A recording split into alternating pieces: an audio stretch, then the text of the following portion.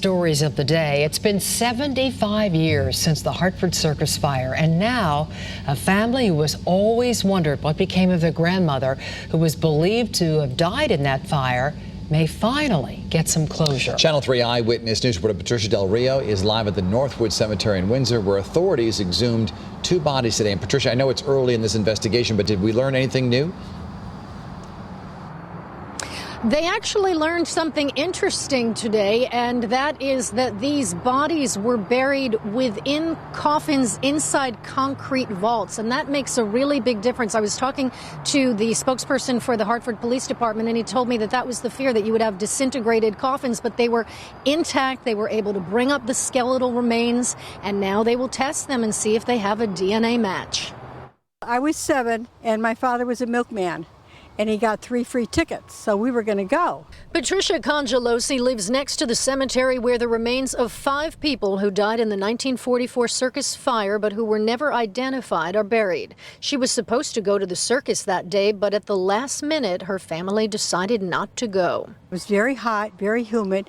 He said, "I'm not going to go sit under a tent." So we went to the beach. Today, since early morning, authorities out at Northwood Cemetery in Windsor looking for clues to a 75-year-old mystery. They're exhuming the bodies of 2 women killed in the 1944 circus fire.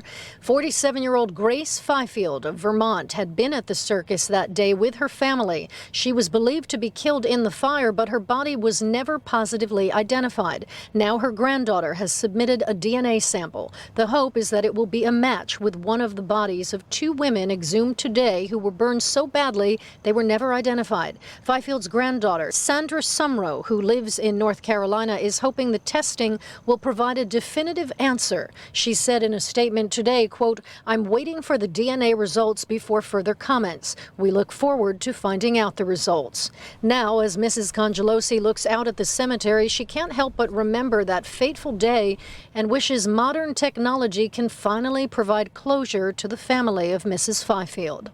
I hope it works out well for everybody. I really do. I would be very disappointed if they didn't match it.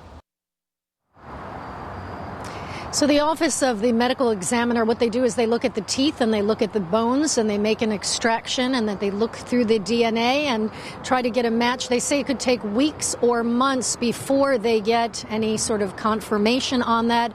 Meantime, they are hoping that they will eventually have DNA matches on all 5 people that are here in this cemetery.